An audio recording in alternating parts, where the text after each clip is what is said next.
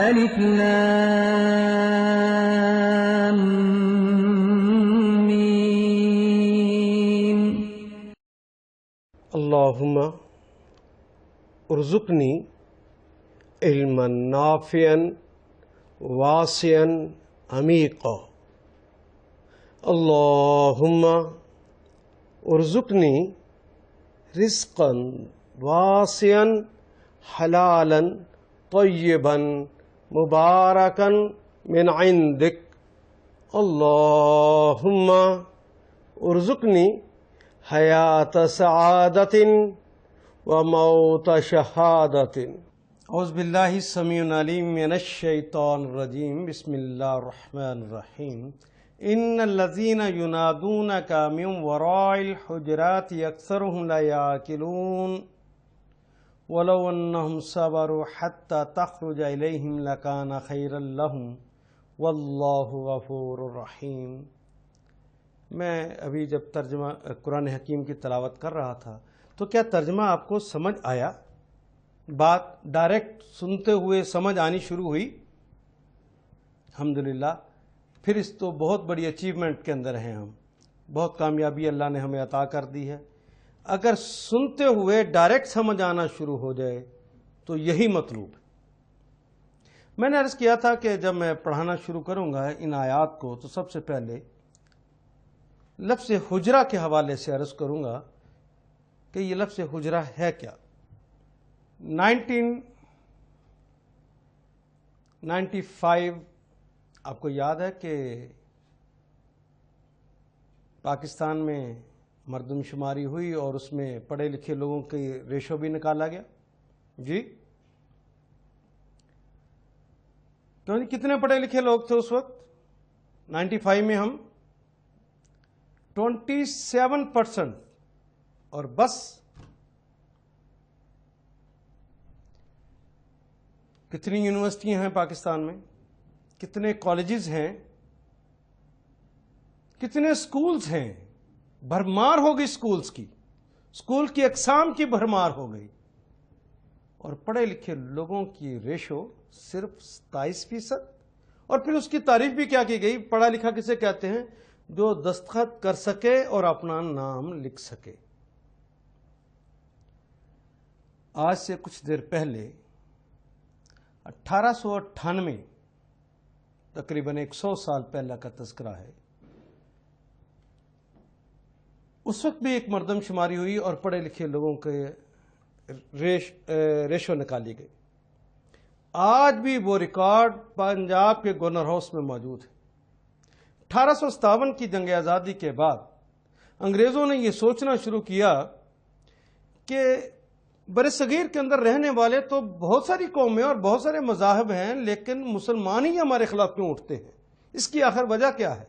انہوں نے اس کی تحقیق شروع کی تو انہیں پتا چلا کہ جب مردم شماری کرائی گئی اسی علاقے کے اندر 1898 میں پڑھے لکھے لوگوں کی تعداد 98% تھی. سنتا جا اور شرماتا جا. اس وقت یونیورسٹیاں کالجز تھے اور اب یونیورسٹیوں کالجوں کی بھرمار. تو کتنے فیصد؟ صرف 27%. اور پڑھے لکھا کسے کہتے ہیں آج کے دور میں؟ جو دستخط کر سکے اور نام لکھ سکے.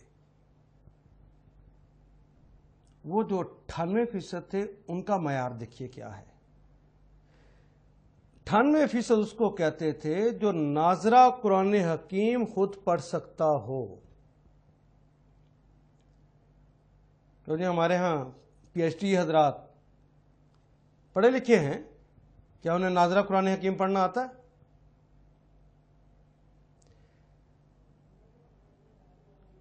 اسے قرآن حکیم کی آخری پارے کی چھوٹی صورتیں ساری زبانی یاد ہوں، اور چھوٹی عمر کے بچوں کے لیے 10 لازم تھی. اس کے بعد وہ زیادہ یاد کرتے جیسے جیسے عمر بڑھتی گئی، لیکن 10 صورتیں آخری تو ہر صورت میں یاد کرنی ہوتی تھی. یہ اسے زبانی آتی تھی کیونکہ نماز کے اندر اس نے پڑھنی ہوتی تھی. 40 احادیث زبانی یاد ہوں ترجمے کے ساتھ. کتنے جی؟ آپ نے 40 کبھی ویسے نہیں پڑھی ہوں گی. پڑھے لکھے لوگوں، ان پڑھے لکھے لوگوں کی بات کر رہا ہوں جو 98% تھے، یونیورسٹیوں کالجوں سے نہیں نکلے ہوئے تھے، وہ 40 احادیث زبانی انہیں آتی تھی. جو بنیادی منطق کو جانتے تھے، کیوں کیسے کا جواب تلاش کرنا انہیں سکھایا جاتا تھا.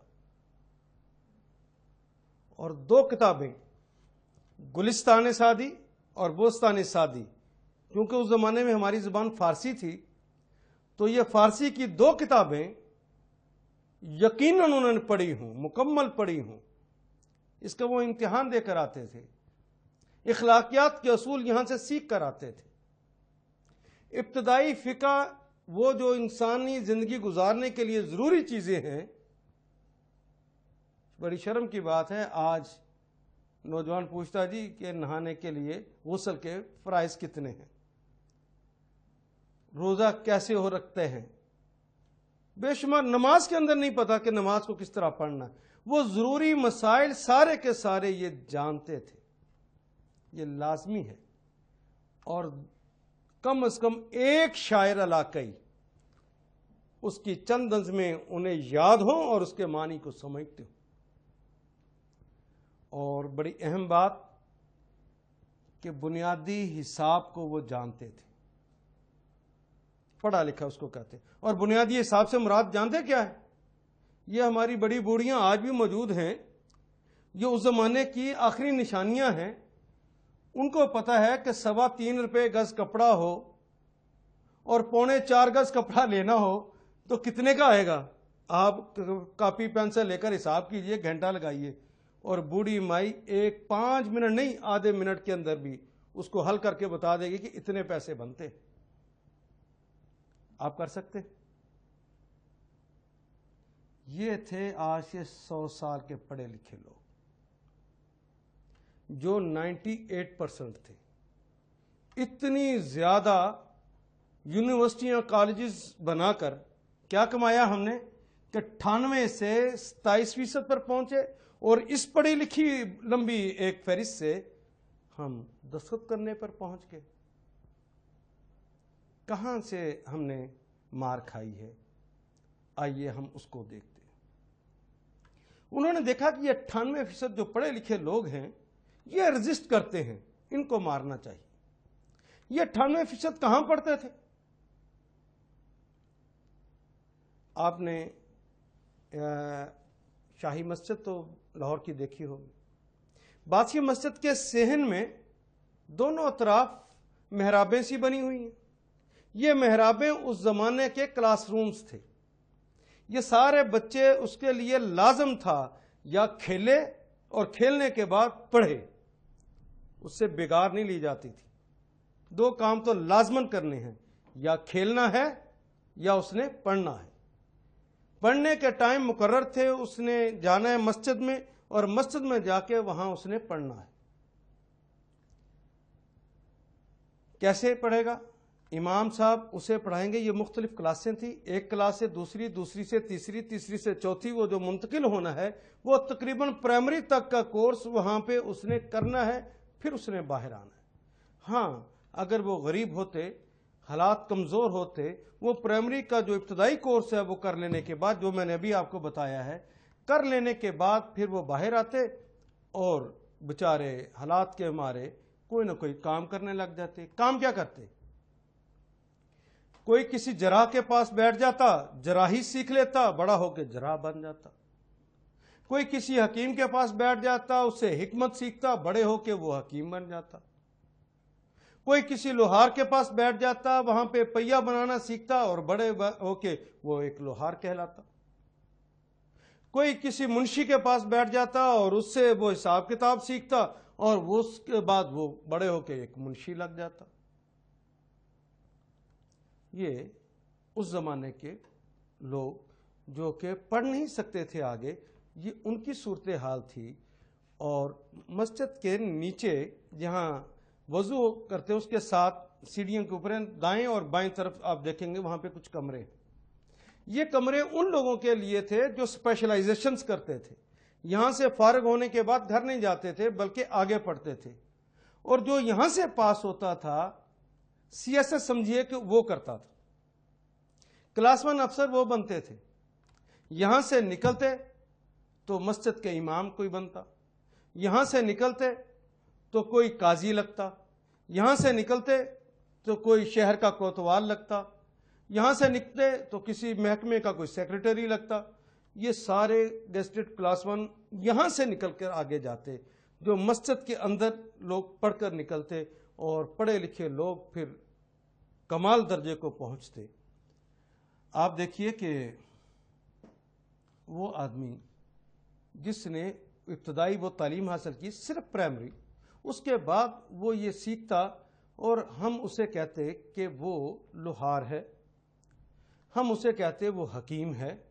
آج کی زبان میں اگر میں کہوں, وہ جو ایک حکیم کے پاس بیٹھا تھا وہ شخص آج کی زبان کا فزیشن. آج کا فزیشن آپ اس کے پاس چلے جائیں, وہ نبض پہ ہاتھ رکھ کے آپ کو کچھ نہیں بتا سکتا. وہ کہتا ہے فلاں ایکس رے لاؤ, فلاں ٹیسٹ کراؤ, فلاں کرو, فلاں کرو, پھر بھی اسے سمجھ نہیں آتی کہ آدمی کو کیا مرض ہے.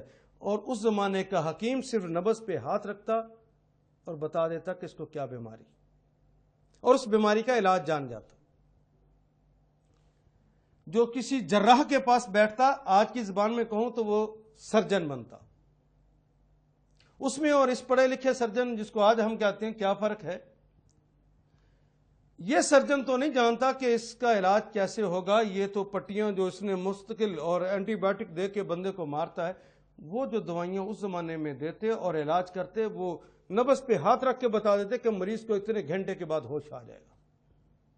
آخری لمحوں میں پہنچے ہوئے بھی ان کا وہ علاج کرتے اور الحمدللہ وہ ٹھیک ہو جاتا.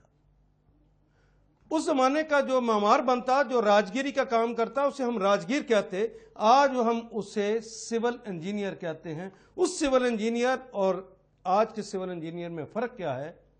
آپ نے روزانہ دیکھا, ابھی بارشوں کے دن وہ سڑکیں جو ابھی کچھ دیر پہلے بنی تھی, ایک بارش کی مار نہیں کھا سکی, اور اس سول انجینئر نے جو چیزیں بنائی ہوئی ہیں, آپ بادشاہی مسجد جا کے دیکھ لیجیے, اس کی شان و شوکت دیکھ لیجیے, آپ شاہی قلعہ جا کے دیکھ لیجیے, پرانی ساری عمارتوں کو اٹھا کے دیکھ لیجیے. آج کی عمارتوں سے زیادہ مضبوط, ان کو 100 150 200 سال اور 400 سال اور 500 سال ہو گئے, ابھی قائم دائم اپنی شوقوں کے ساتھ ہیں, اپنی شاندار روایت کے ساتھ زندہ ہے. کیا کمایا ہم نے؟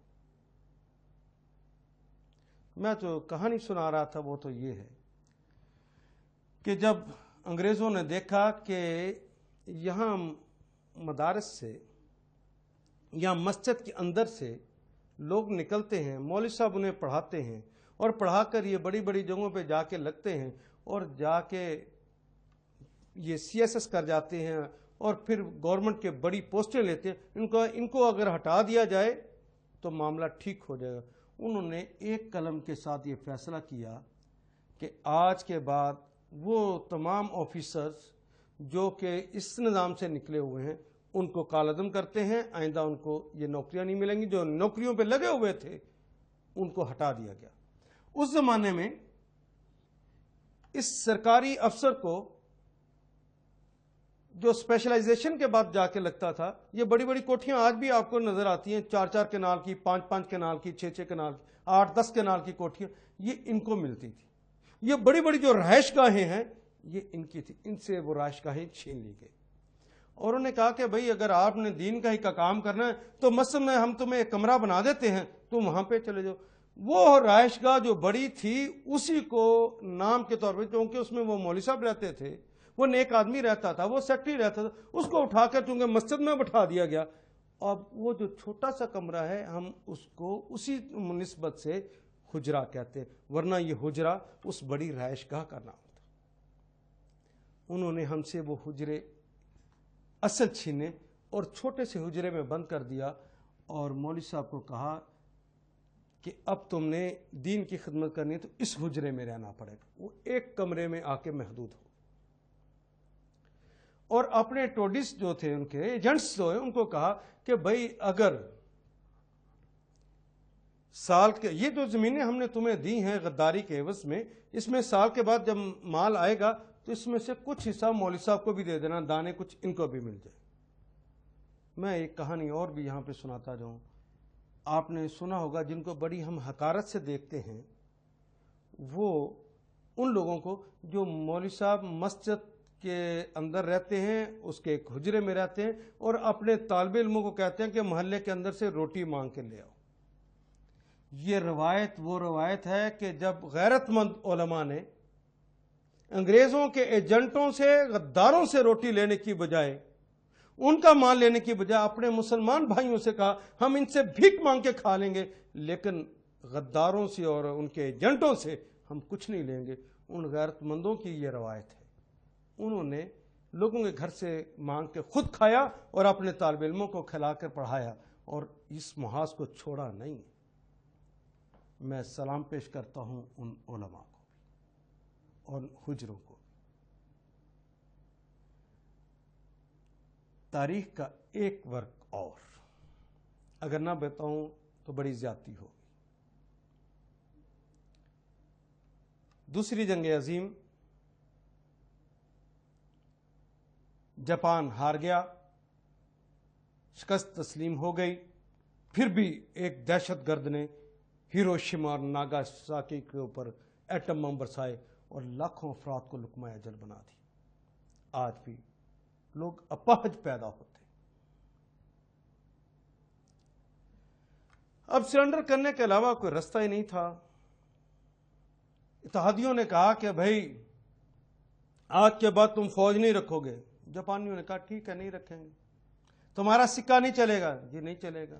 کوئی تمہاری خارجہ پالیسی نہیں، کوئی تمہاری داخلہ پالیسی نہیں. کہ جب سرنڈر کر دیا تو کاہے کی خارجہ اور کاہے کی داخلہ پالیسی، کوئی نہیں ہوگی. مانتے ہیں وہ ساری باتیں منواتے گئے. انہوں نے کہا کہ یہ بھی نہیں کرنا، یہ بھی نہیں کرنا. تو جاپانیوں نے انہیں کہا کہ ایک شرط کے ساتھ ہے. اور وہ شرط کیا ہے؟ انہوں نے کہا ہمارا پرانا ایک دقیانوسی پڑھنے لکھنے کا نظام ہے، تم اس نظام کو نہ چھیڑنا اور ہم سارے ہی سرنڈر کرتے. اتحادیوں کو بات سمجھ نہ آئی کہ کیا منوا لیا جاپانیوں نے. سب کچھ سرنڈر کر دیا، نہ فوج، نہ پولیس، نہ داخلہ پالیسی، نہ خارجہ پالیسی، نہ کچھ بھی نہیں. کہا کہ تعلیمی پالیسی ہماری ہوگی، وہ پرانے نظام کے مطابق چلے گی.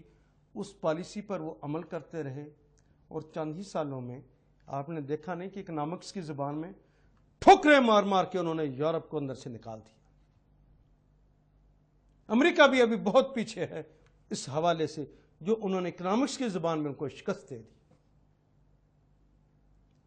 لوگوں اگر ہم اپنا وہی نظام، حجرات کا نظام، جو مسجد مکتب کا نظام دوبارہ بحال کر لیں، یہاں سے نکلنے والے پھر جا کے وہ آگے اسپیشلائزیشنز کریں، کیمسٹری، فزکس، بایو وہ پڑھیں، لیکن پہلے اپنے اس نظام سے نکل آئیں جو ابتدائی طور پر وہ جو علوم پڑھائے جاتے تھے ان علوم سے نکل کر آئے ہوں. تو خدا لگتی کہیے کہ دنیا کے اندر ہمارے مقابلے پر پھر کوئی اور قوم ہو سکتی؟ اتنی یونیورسٹیاں کالجز بنا کے صرف 27% ترقی کرنی ہوگی. تو کیا آپ چاہتے ہیں کہ امت ترقی کرے؟ جی دل تو روتا ہے، آپ کا بھی دل تو میرا بھی روتا ہے. تو کیسے کریں؟ اپنے علاقے کے وہ بچے جو اپنی فیس کی وجہ سے بڑے اسکولوں میں نہیں جا سکتے، کیا آپ ان کو پڑھا نہیں سکتے؟ جو مجبوری کی وجہ سے چھوٹے اسکولوں میں پڑھ رہے ہیں یا نہیں پڑھ رہے، مسجد میں اکٹھا کیجیے. امام صاحب کو کہیے کہ آج پھر آپ کا وہی مقام، آپ پرنسپل، ہم آپ کے ساتھی، محلے کے اندر جو فزکس پڑھا ہے وہ فزکس پڑھا دے، جو کیمسٹری پڑھا ہے وہ کیمسٹری پڑھا دے. بلڈنگ مفت کی اور طالب اساتذہ بھی مفت کے آپ محلے میں رضاکارانہ طور پر شروع کر دیں. مجھے بتائیے قوم بنے گی یا نہیں بنے گی؟ یہ قرآن حکیم کی کلاس کو پڑھنا ہے تو امت کو کھڑا کرنا ہے. میں تو گھر سے صرف اس لیے نکلا ہوں کہ امت کو بنا سکوں. مجھ سے وعدہ کیجئے کہ جہاں تک آپ کے امکان میں ہوگا آپ امت بنانے میں میرا ساتھ دیں گے. جی اس طرح کے ادارے بنائیے. مسجدیں آپ کو مفت مل جائیں گی. شرط یہ ہے کہ آپ جا کے مولوی صاحب کو اپنے سے حقیر مت جانیے، ان کو ان کا مقام پہ رہنے دیجیے. ان سے جا کے کہ آپ پرنسپل، ہم آپ کے ساتھی، ہم مل کر آپ کام کریں گے، ورنہ بیچارہ اپنی بقا کی لڑائی لڑے گا اور آپ کو اندر ہی نہیں آنے دے گا۔